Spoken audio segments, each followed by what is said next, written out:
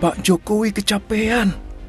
Tapi hasilnya sepadan. Gelaran KTT G20 di Bali berlangsung meriah, aman, dan sukses. Tokoh-tokoh dunia hadir mewakili 80% kekuatan ekonomi dunia, minus Presiden Rusia Vladimir Putin yang tidak dapat meninggalkan negerinya karena alasan urusan domestik. Tapi, tentu bukan hanya itu ukuran keberhasilannya. 3 isu prioritas telah disetujui sebagai agenda aksi G20, yakni langkah transisi menuju energi baru terbarukan atau EBT, ekonomi digital, dan arsitektur kesehatan dunia. Dengan atau tanpa deklarasi di ujung acara, agenda-agenda itu dipastikan bisa berjalan. Betapa tidak, semua negara mengakui urgensinya. Sebagai presidensi G20 tahun 2022 ini, Indonesia yang menyusun semua agenda itu tentu dengan mengacu pada agenda sebelumnya. Maka, selain 3 isu prioritas itu, ada pula tema yang tak kalah penting. Ada isu pemulihan ekonomi pasca pandemi, penanggulangan krisis pangan, krisis energi, kesiapsiagaan akan pandemi baru, ancaman resesi, dan perlambatan ekonomi dunia. Ada pula isu-isu laten tentang climate change dengan langkah-langkah pengurangan emisi karbon berikut tata kelola perdagangan karbonnya. Isu pemerataan infrastruktur mengemuka, juga literasi digital, pengelolaan hutan alam, mangrove, dan banyak lainnya. Semua dipersiapkan dengan baik oleh Indonesia, dengan melibatkan para pemangku kepentingan. Ada kelompok bisnis, youth, women, UMKM, sains, agama, LSM, kelompok anti korupsi, dan masih banyak lainnya. Semua aspirasi ditampung pembicaraan working group, naik ke jenjang deputi, dan kemudian ke level menteri. Tak heran bila pada 10 bulan terakhir ini, sekitar 430 meeting dilakukan, dengan 150 diantaranya tergolong pertemuan utama. Seluruhnya diselenggarakan di 25 kota di Indonesia. Ujungnya ialah pertemuan tingkat menteri untuk kemudian dibawa ke KTT. Persiapan yang dilakukan Indonesia dianggap matang. Semangat pemberdayaan, kesetaraan, dan gotong royong yang disodorkan Indonesia tak bisa ditolak. Bagaimana planet bumi bisa terhindar dari pandemi jika banyak negara kesulitan mengakses pelayanan kesehatan? Kita tahu, di banyak negara, orang sulit mendapatkan vaksin, obat-obatan, serta rumah sakit yang layak. Mereka juga sulit memperoleh layanan testing dan tracing. Tes PCR, bahkan tes antigen tak tersedia di banyak negara.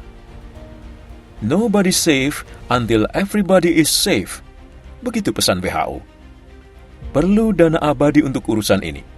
Dan Indonesia merealisasikan health fund itu melalui aksi gotong royong. Tapi itu tak cukup. Negara miskin harus diberdayakan dengan dana murah infrastruktur, termasuk infrastruktur ekonomi digital. Kalau mereka punya daya beli dan bisa beli obat dan mesin PCR. Bila memungkinkan, negara maju bisa investasi pabrik obat atau vaksin, dan negara maju bisa investasi vaksin di sana.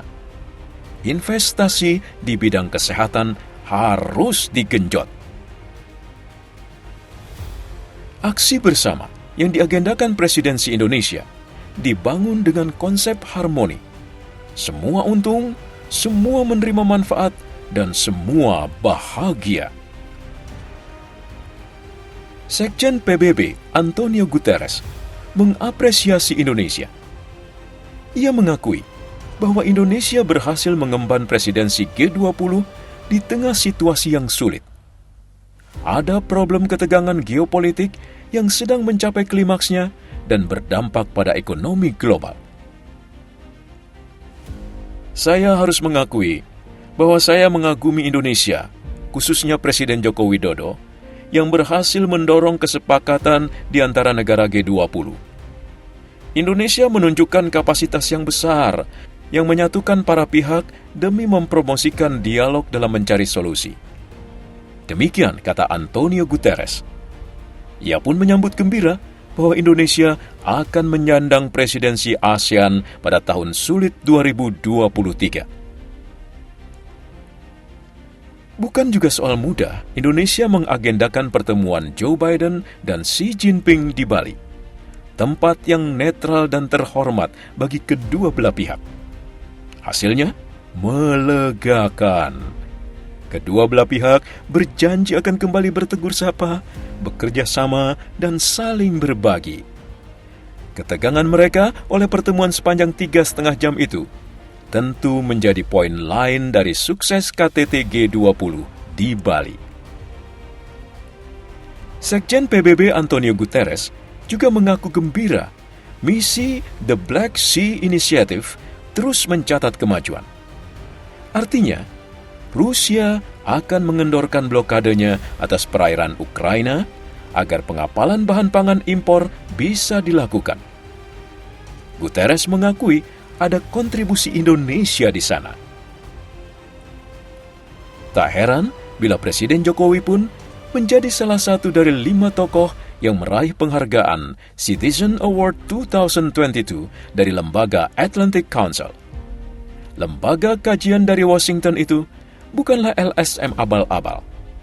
Di dalamnya ada nama-nama mantan Menteri Pertahanan Amerika Colin L. Powell dan William J. Perry, serta mantan Menteri Luar Negeri Amerika Condoleezza Rice.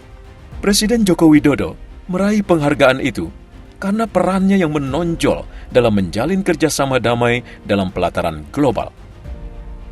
4 penerima awarding lainnya ialah Presiden Finlandia Sauli Niinisto, Perdana Menteri Swedia Magdalena Andersson, Google dan Alphabet CEO Sundar Pichai, dan aktor peraih Academy Award sekaligus aktivitas HAM Forest Whitaker. Mau tahu gimana Forest Whitaker? Tonton saja film The Last King of Scotland 2006, di mana ia berperan sebagai diktator Uganda Idi Amin Dana 1973-1979.